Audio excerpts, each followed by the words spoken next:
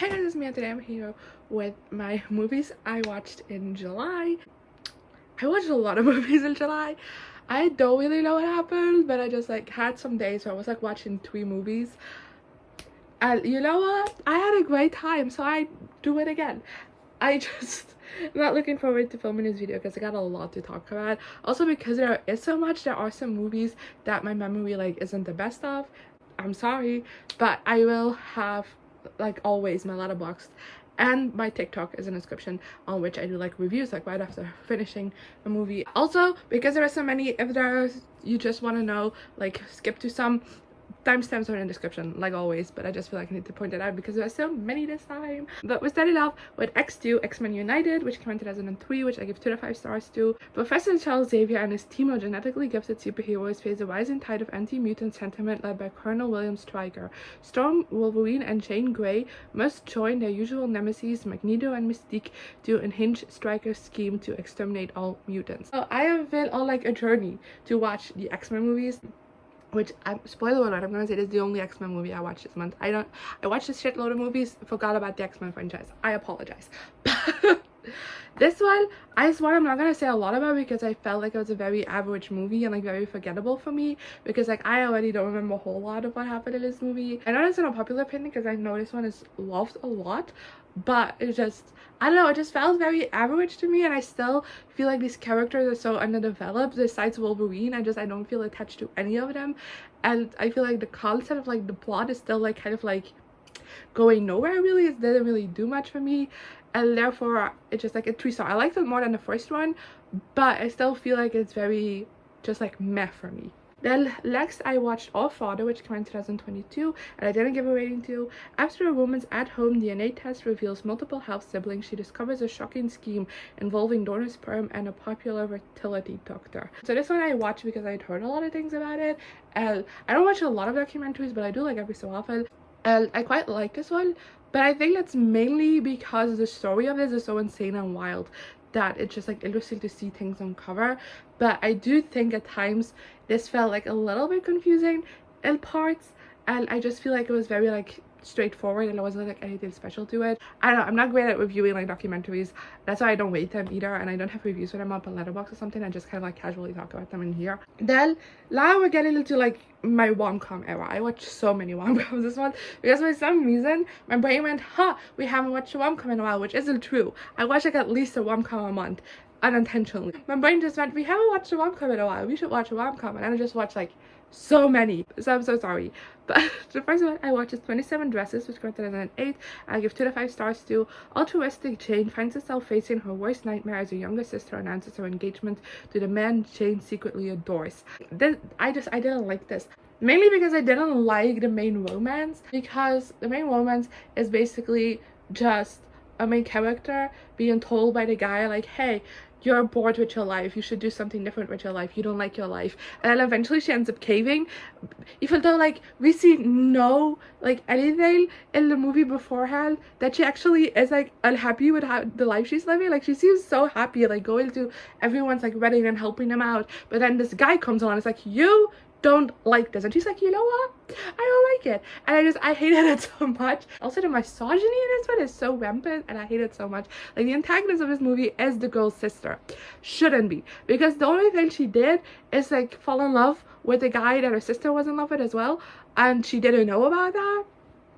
So there was no reason at all for her to be the antagonist, yet she is, and there's so much slut shaming towards her in this movie, and it's horrible. There were some enjoyable elements to this, which is why it isn't a 1-star. I did have an overall fun time watching it, but I don't know why this one is so popular, I really don't. Then next I watched Watch Your Number, which came in 2011, and I give 4 out of 5 stars to. Ellie Darling is realizing she's a little lost in life. The latest romance has just fizzled out and she's just been fired from a marketing job. Then she reads an eye-opening magazine article that warns that 96% of women who have been with 20 or more lovers are unlikely to find a husband. Determined to turn her life around and prove the article wrong, Ellie embarks on a mission to find the perfect mate from among her numerous ex-boyfriends. I do have to say that the premise of this is very sexist. Just the whole basis of it, so sexist. The whole reason that Ali has to go in her exes because she can't have more people that she slept with than 20, while the male protagonist sleeps with a different woman every night, and that's fine. so sexist, which is why this isn't a 5-star. But for the rest, this is fantastic. Like, Anna Faris, didn't she become like a main rom-com girly? Because like she can do it. Like, she can do it so well, and I really love it. Chris Evans in this is also like fantastic. I love their romance together. The chemistry between them, so good. I really loved, actually, like, I love the part where she like just goes to her exes and like seeing all of the different exes. Like, there's so many actors in this that are so well known, you couldn't believe it. And I really like this. I had a lot of fun watching this, and I think this is one I haven't heard a lot about, but I think it's definitely one that should be like talked about more, because it is a lot of fun. Then next I watched The Proposal, which came in 2009, and I have had 5 stars too. When she learns she's in danger of losing her visa status and being deported, overbearing book editor Margaret Tate forces her put upon assistant Andrew Paxton to marry her. This movie is so good. This is definitely like my favorite movie I watched this month, I think. I'm trying to remember everything else I watched this month. Yeah, definitely my favorite of the month. It is so good. The romance in it is fantastic. Sandra Bullock, like always, amazing rom-com lead. Like, she definitely deserves to be one of those rom-com girlies, because like, yes. And then Ryan Reynolds in this, also fantastic. And I feel like the chemistry is something that I wasn't expecting. Like, this is just like a coupling that is a little bit out there if you think about like the actors, but like the chemistry is fantastic. The romance is amazing. I really love like the family of Andrew in this as well. This is such a great like twilight conflict. It's so good. And yeah, I love this. Go watch this. It's one of my new favorite movies of all time. And then next I watched Persuasion, which came in 2022, which I give 2 to 5 stars to. Living with a snobby family on the brink of bankruptcy, Anne Elliot is an unconforming woman with modern sensibilities. When Frederick Wentworth, the dashing one she once sent away, crashes back into her life, Anne must choose between putting the past behind her or listening to her heart when it comes to second chances. Now, I haven't read the book, and a lot of criticism for this movie comes from book lovers, the ones that love the book, and I have seen all of those reviews and I agree with them. They shouldn't have changed Anne so much. But I also didn't like this movie, because I feel like the writer of this movie like wanted to make like a modern Jane Austen retelling, like along the lines of like Clueless, which is a modern retelling of Emma, like, or the Lizzie Bennet Diaries, which is a modern retelling of Pride and Prejudice. I feel like the writer of this movie wanted to do that, and then Netflix went like, you know what's popular? Bridgerton. Let's make this historical because Bridgerton is popular. And it was great for such cringy moments where the dialogue was so hyper modern and so like millennium cringe, if you want to call it like that. And it didn't fit within the time frame at all. I was jarring to watch. I also feel like there was no romantic chemistry between the two leads, and I feel like the actor who plays Wentworth was like very stilted, and I didn't like his acting. Like, I've never seen him in anything else. I don't know if this is just like the way he acts, or if it's just like a thing how he was directed in this movie, but I didn't like it at all. He was just tilted and emotionally like constipated. I didn't like it, and there was no chemistry between the two, and like the romance was barely built, and so when like the big emotional moment happens when they finally get together, it just like doesn't do anything, because I don't care about this romance. I did kind of have a fun time watching it. Like, it was very watchable, very enjoyable, but like,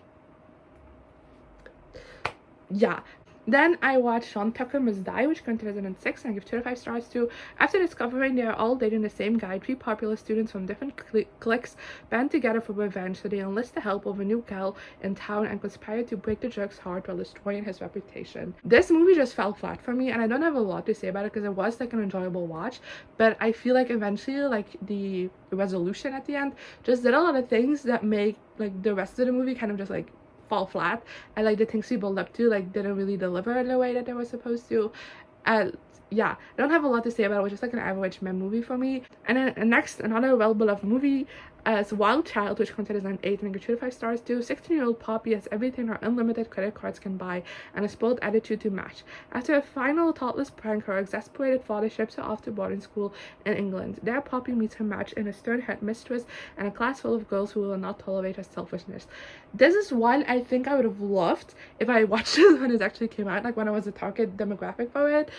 Because right now watching it, it didn't really do much for me. I do really like the main character. Like, Emma Roberts knows how to play a bitch, and she's like done that, especially from this point onward. She does it so well. Like, the spoil like entitledness, she just like does so well. We all know that. So she's great in this movie. I like the friendship going and like the focus on friendship in this. I didn't really like, again, like the antagonist in this movie. The not necessarily the mean girl, but like the girl that like she doesn't get along with. I feel like that character was like so cartoonish, and I didn't really like it. It didn't feel like a real person to me. And like the romance again was like very like not well done, but I feel like I can a little bit excuse it a little bit more in this one than in like Persuasion, for example, because like the romance in this one is like a subplot, while in Persuasion is like the plot. So I could excuse it in this one, but I just feel like if I watched this like back when I was the target demographic for it, I would have been obsessed with it, and like rewatching it now would have been like a very nostalgia filled like great experience. But for me, as like a almost 21-year-old, it just like didn't hit for me the same way it does for a lot of other people. Then I did some rewatches, the first one being Camp Rock, which came out in 2008. I gave 5 stars to.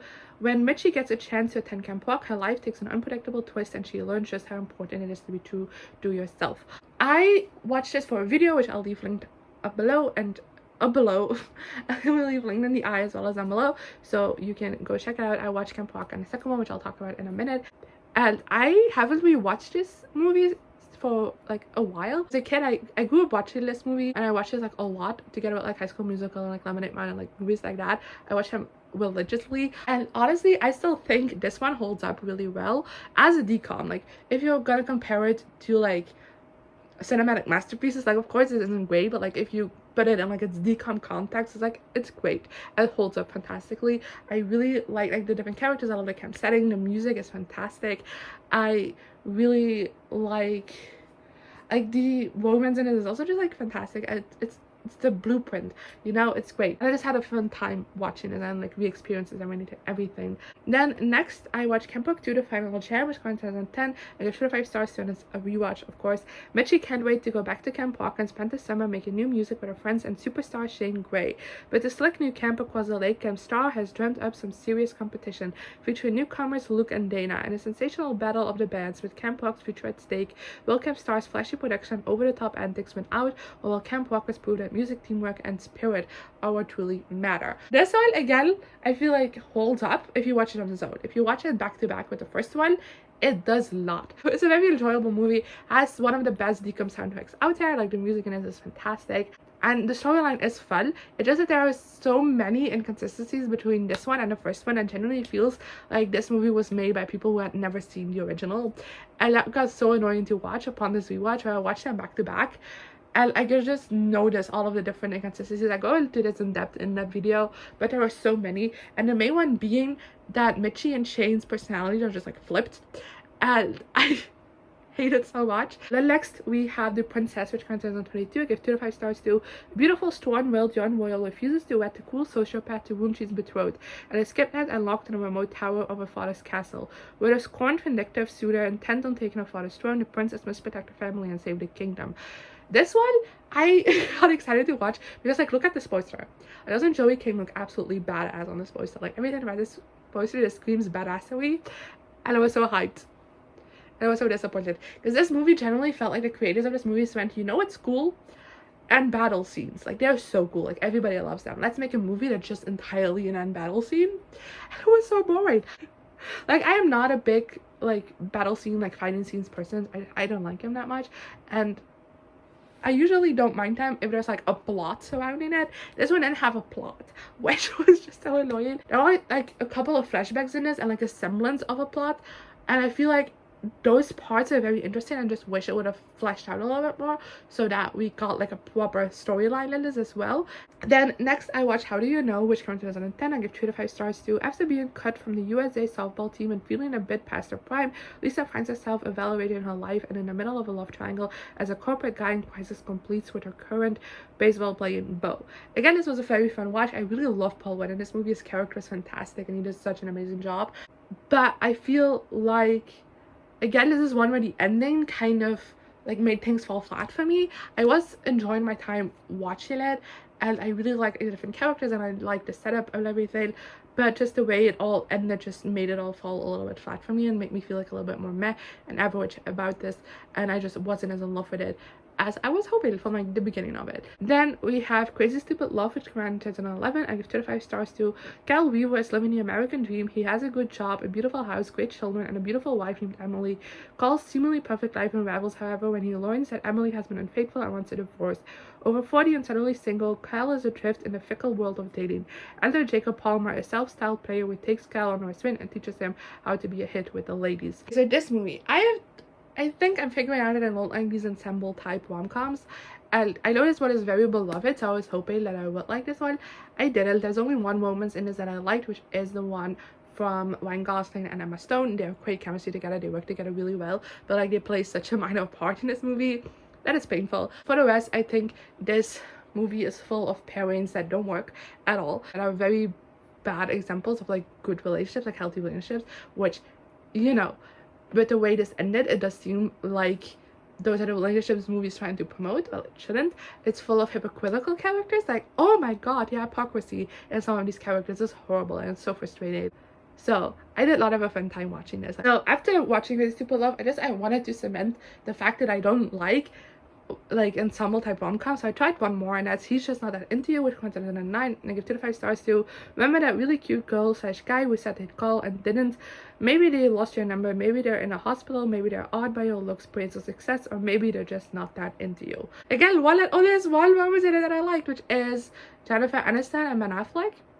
Again, the moments with the smallest amount of time spent to it, but I don't really like many of the moments. This movie was such arduous to get through. Like, I even thought this one is one that I would like the LA, but I feel like the LA, like every character was in the spot that they needed to be, and I like the message that it promoted, that like being single is as much of a happy end as being in a relationship is sometimes.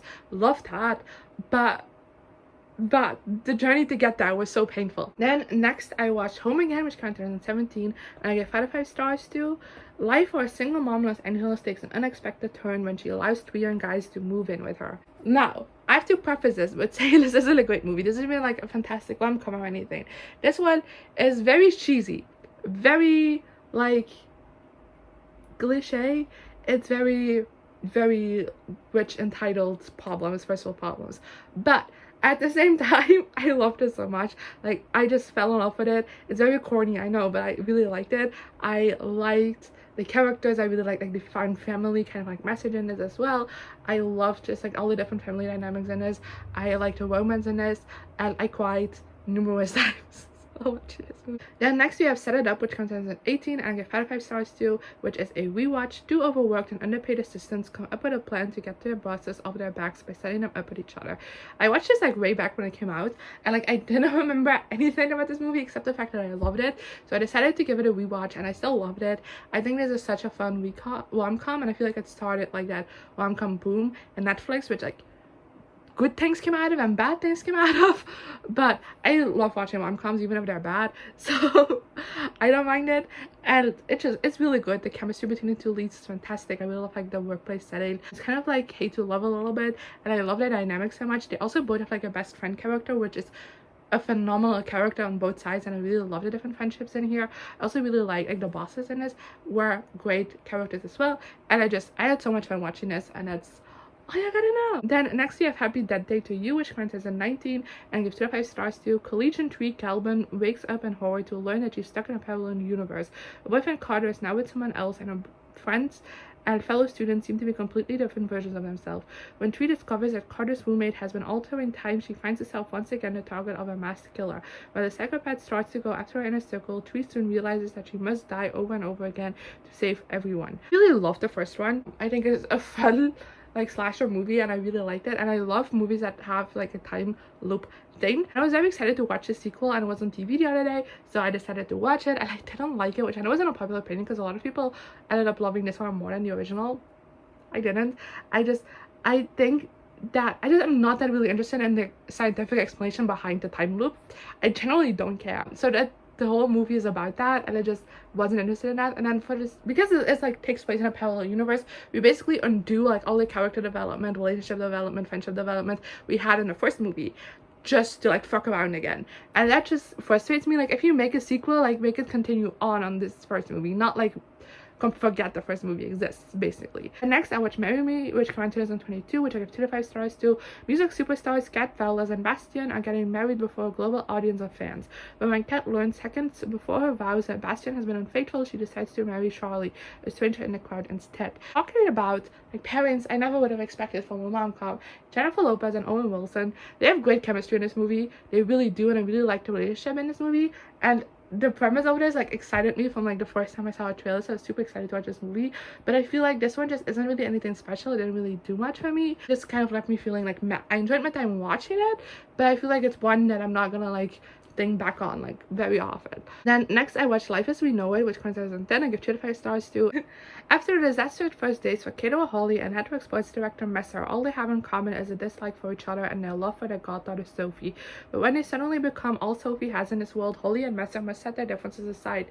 Juggling careers and social calendars, they'll have to find common ground while living under the same roof. So this is not a movie where the ending ruined things for me. I thought this was a very fun premise setup. I really liked how things were done. I really liked the character development and how the relationship was developed in this movie as well. I really loved like seeing them like grieving but also having to take care of the child and like not knowing how to take care of a child and the struggles that come with all of that.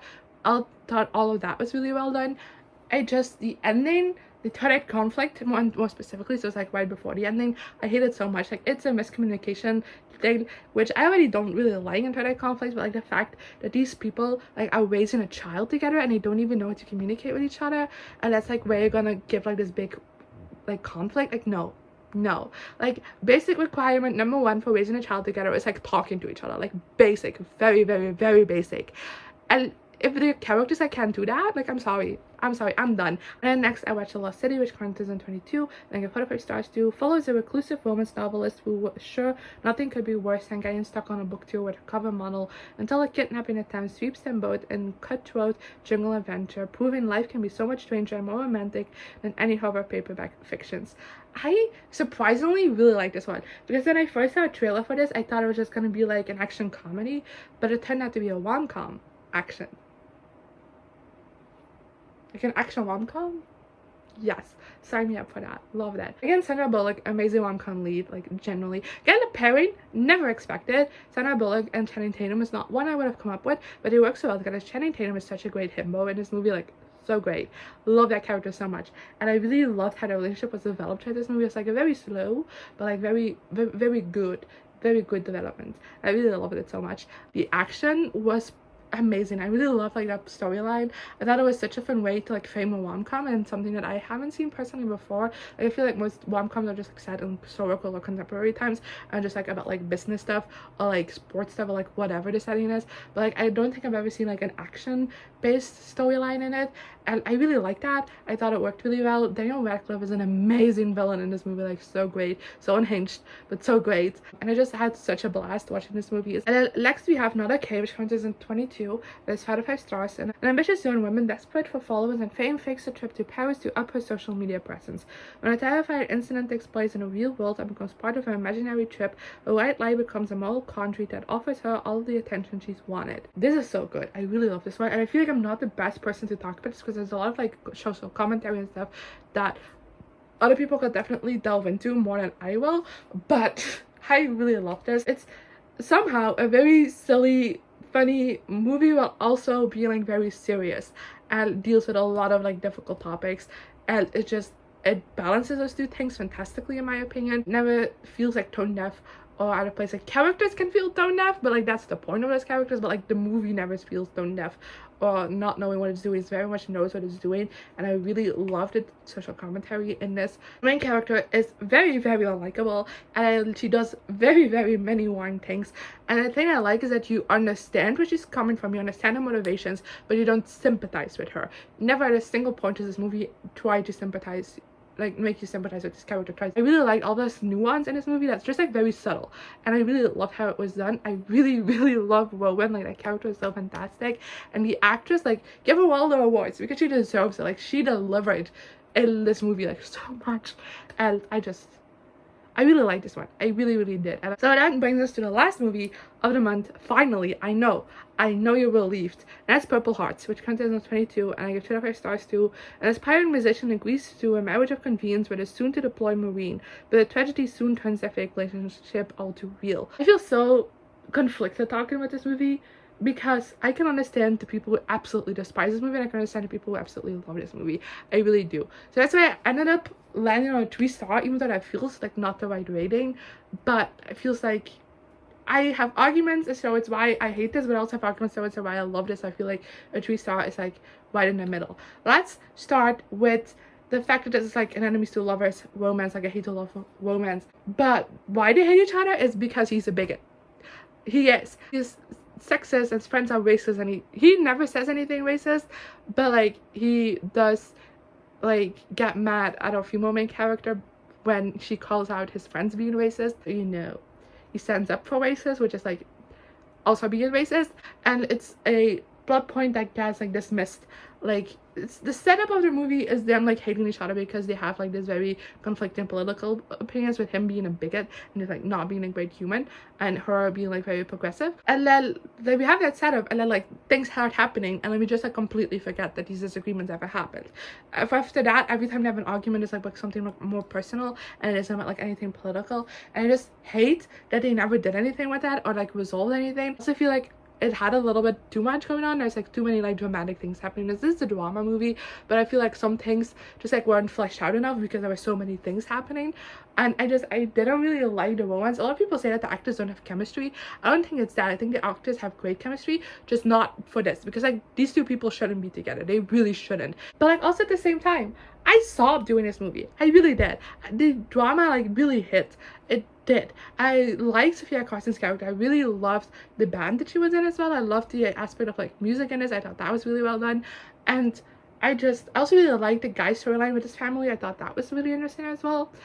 But yeah, and yeah, that's all I have for you today. This is gonna be such a pain in the butt to edit because it's so long, but I hope you enjoyed. Let me know in the comments below which Titles movies, if you watched them, so some movies you watched in the month of July, and I guess I'll see you guys next time. Goodbye. Here I am again, the same old situation. Why does the God thing have to be so complicated? I should have played it cool instead